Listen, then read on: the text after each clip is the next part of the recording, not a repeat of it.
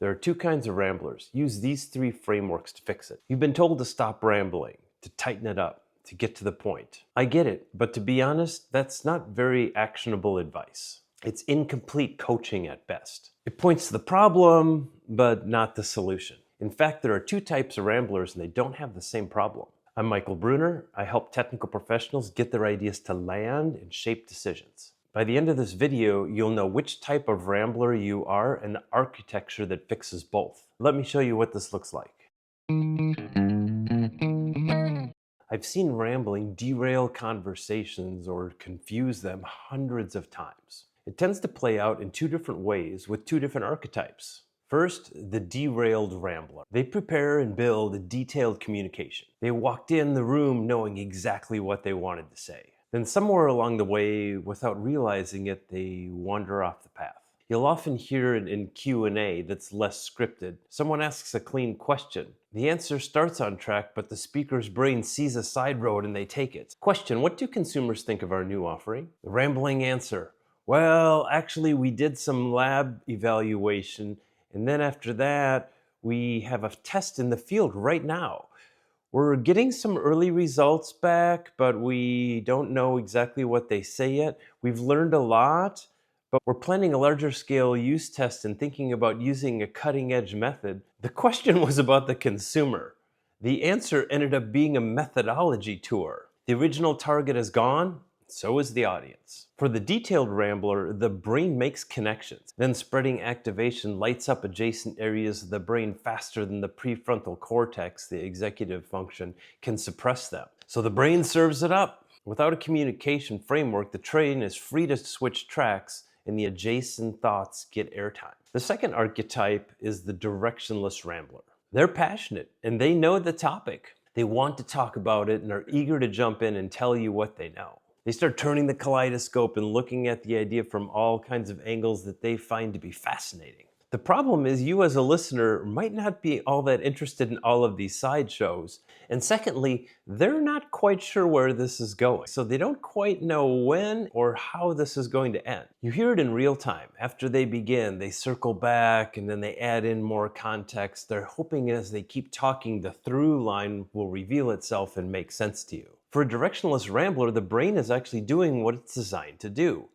With a clear destination, that's productive creativity. Without one, that's drift. They're thinking out loud, they're looking for their point. The audience hears a brilliant mind looking for its keys.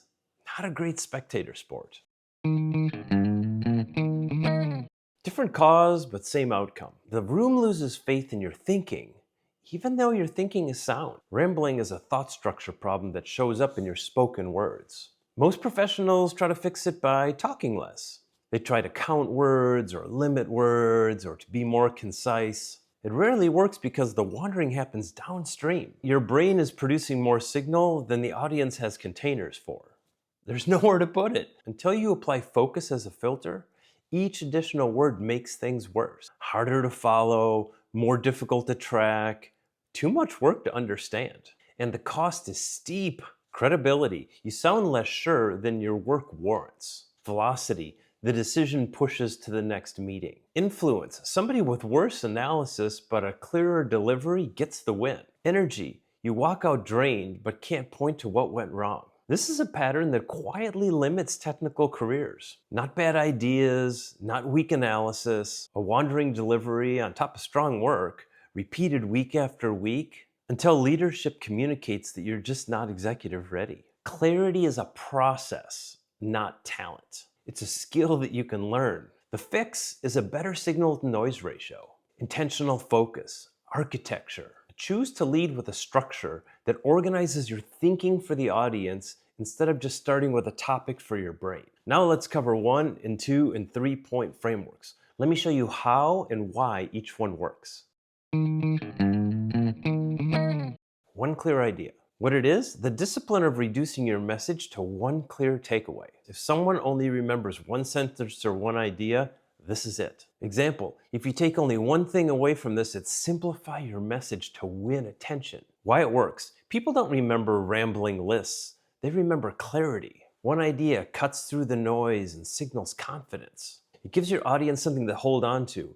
And by calling it out in advance, you let them know it's coming. Not only is it good for the audience, it's good for you. It's a great tool to force you to think before you speak. So you can do the sifting privately before sharing it publicly. This construct forces you to commit to one thing, with no room for waffling, no room for sideshows, and when that's true, there's no rambling. You come across more clearly, with more authority, more sure of yourself. How to do it? Ask what's the one outcome you want or the key message your audience needs to hear. Write it in one clear sentence. Lead with it or land on it. Or use it as bookends and do both. Cut anything that doesn't support it. And lastly, commit to it and stick to your one idea. So let's move toward two contrasting ideas. What is it? It's a contrast-based structure that organizes your ideas opposed to each other, often in tension. It's this versus that. It's problem versus solution. It's a comment and a question. Example, there are two things happening here. We're creating content, but not clarity. Why it works? Contrast creates tension in the brain. The 2 points are easy to process and help to quickly understand the differences, make decisions, and follow your thinking. It's been said that contrast is the mother of clarity, and clarity is what you're looking for. How to do it? Frame it as X versus Y. Make the distinction sharp. Keep each side to one sentence. First one, then the other. Use it to pivot. Most people do X. What works is Y. 3 points. It's a simple structure for organizing ideas into 3 clear points. It's one of the most natural formats for teaching and storytelling. Example, there are 3 things to focus on: your opening, the structure, and the closing. Why it works? 3 things feels complete without being overwhelming. It creates rhythm, it builds momentum. It helps your audience follow and maintain your message. How to do it? Limit it to exactly 3. Make each point distinct. Deliver with pacing. 1, 2, 3. You can even raise your fingers for each one. 1, 2, and point 3. Allow a one-line explanation for each.